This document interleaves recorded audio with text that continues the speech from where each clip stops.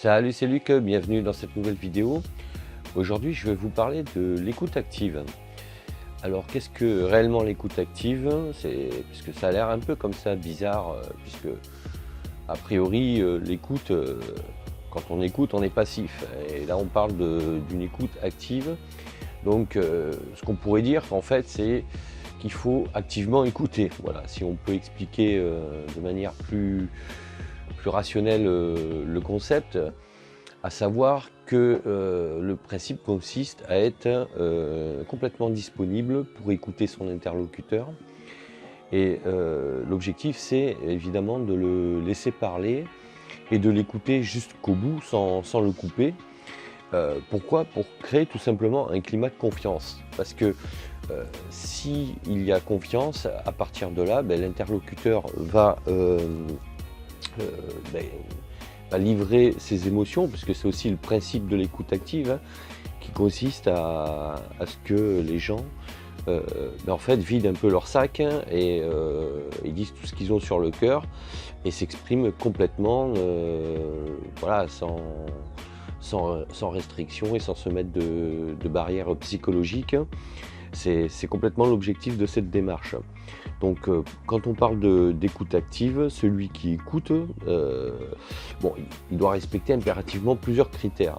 Donc le premier critère, c'est la disponibilité, c'est-à-dire il éteint son téléphone, il ne répond pas au téléphone, il choisit un lieu, donc l'environnement qui est favorable pour l'entretien, puisqu'en général, ça se fait lors d'entretien. Et ça veut dire quoi? Ça veut dire que il va choisir un endroit où il est sûr qu'il ne sera pas pollué par l'intervention d'autres personnes qui vont rentrer ou sortir de la pièce dans laquelle ils sont, par exemple. Et de cette manière, il sera complètement disponible. Donc là, en fait, on a deux critères, disponibilité et environnement. C'est très, très important. Et ensuite, c'est d'avoir une approche très assertive. Puisque, alors pour mémoire, hein, l'assertivité, c'est rester complètement neutre, ne pas avoir d'a priori, ne pas avoir de jugement et surtout éviter les comparaisons entre ce que dit votre interlocuteur et ce que vous avez pu vivre comme expérience similaire, vous, de votre côté. Pourquoi? Parce qu'à ce moment-là, ça biaise un peu la compréhension de ce que la personne est en train de vous dire. Parce que si vous faites une comparaison, alors déjà, vous n'allez plus être disponible dans le sens où vous allez penser à cette expérience vécue, et à partir du moment où votre cerveau se met à penser à autre chose, vous décrochez en fait, et vous n'êtes plus à l'écoute réelle, enfin à 100%, comme le prévoit le concept. Donc c'est très important de ne pas faire de comparaison avec d'autres expériences vécues. Il suffit tout simplement d'écouter l'interlocuteur à 100%, de le laisser aller jusqu'au bout, ne pas juger, ne pas avoir d'a priori sur ce qu'il dit par rapport à la situation qu'il décrit et ce qu'il pense dans le contexte qu'il a vécu, etc. etc. Donc l'écoute active, vous voyez bien, c'est vraiment être à 100% à l'écoute voilà, de la personne, quoi, tout simplement.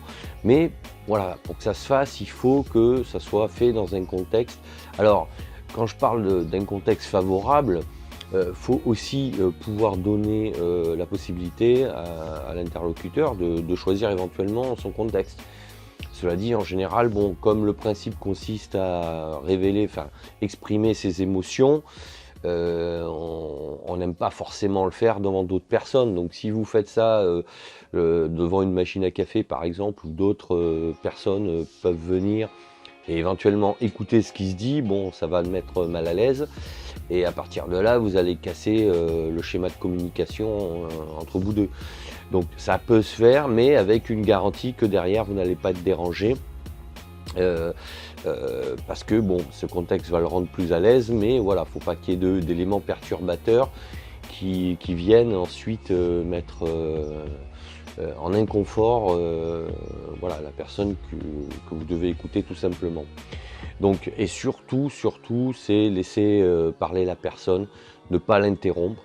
Alors après, ça dépend des profils. Vous avez des gens qui parlent facilement, qui s'expriment facilement, qui n'ont pas de difficulté à exprimer leurs émotions. Et en revanche, vous avez d'autres personnes qui vont avoir des difficultés à s'exprimer, et c'est en général la plus grande partie de la population qui est dans ce cas-là, à savoir qu'ils vont peut-être voilà, vous livrer des informations, mais qu'il va falloir les relancer pour alimenter ce qu'ils ont envie de dire, parce qu'ils ne trouvent pas leurs mots. Donc c'est aussi l'écoute active, c'est une manière de les accompagner. Donc il ne faut pas hésiter à poser des questions ouvertes et non fermées. Je développerai ce sujet dans d'autres vidéos. Donc des questions ouvertes qui lui permettent, lui, de relancer ses idées, de les redévelopper. Même si la personne dit la même chose mais d'une autre manière, quelque part c'est toujours positif, parce qu'il y aura toujours des nouvelles informations qui seront délivrées, et lui, ça l'amènera à développer un peu plus, forcément. Donc c'est un peu les techniques utilisées par les journalistes, ou même les formateurs ou les enseignants de manière générale, pour faire alimenter un débat, une discussion. Donc voilà, ne pas hésiter à poser des questions, à faire reformuler, d'accord, enfin à reformuler, pardon, c'est-à-dire que c'est vous qui reformulez, c'est-à-dire que vous reprenez même de manière synthétique ce que vous a dit votre interlocuteur, pour être sûr d'avoir bien compris ce qu'il a dit. Et la reformulation permet de confirmer que vous avez bien compris ce qu'il a dit. Pourquoi? Parce que bon, le principe c'est d'être sur le même canal de communication que lui, mais bon, c'est pas toujours évident. Si vous avez un champ lexical différent, ça veut dire que les mots que vous allez utiliser n'auront peut-être pas exactement le même sens que ce que lui va leur donner, quoi. Donc c'est quand même bien de s'en assurer, et la reformulation, ça permet ça permet de valider que vous êtes sur le même canal, c'est-à-dire sur la même longueur d'onde, en fait, d'accord? Donc ne pas hésiter à poser des questions ouvertes et à reformuler. Voilà, donc ce que je voulais vous dire pour l'écoute active. Alors en résumé, il y a 3 critères hyper importants. C'est donc la disponibilité à 100%, il faut vraiment être disponible à 100% pour que votre interlocuteur sente que vous l'écoutez réellement et que vous n'êtes pas là juste comme ça en face de lui et que vous fassiez semblant de l'écouter. Il faut choisir un contexte et un environnement favorable pour éliminer les facteurs perturbateurs comme le bruit, ça peut être par des machines, par des personnes qui rentrent et sortent, voilà, par une fenêtre ouverte avec un bruit important à l'extérieur. Voilà, il faut choisir un environnement serein dans lequel le climat de confiance sera conforté et consolidera donc l'échange et ce que devra vous dire voilà, la personne que vous avez en entretien, par exemple.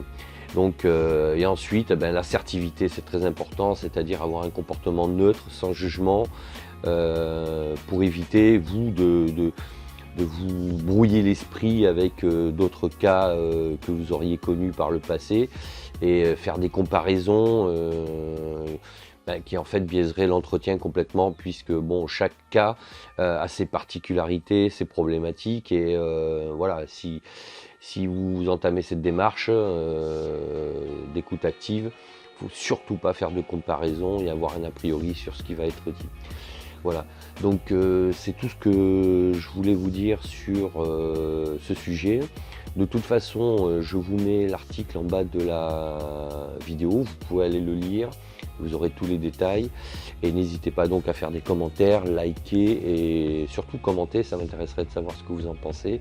Si vous-même vous l'avez pratiqué, ou alors si vous l'avez pratiqué, c'est-à-dire que vous avez écouté quelqu'un, vous êtes retrouvé dans cette situation, si vous êtes par exemple, je sais pas moi, dans un service ressources humaines, ou si vous êtes un manager, voilà, que vous faites des entretiens, ou si vous l'avez subi entre guillemets, c'est-à-dire que c'est vous qui avez été reçu pour livrer ce que vous aviez à dire. Voilà, donc n'hésitez pas à liker, partager, commenter, et vous pouvez également télécharger gratuitement mon e-book comment organiser efficacement ses tâches sur mon blog Mes documents efficaces. Voilà. Écoutez, je vous dis à bientôt pour d'autres vidéos, et à plus tard. Ciao, ciao.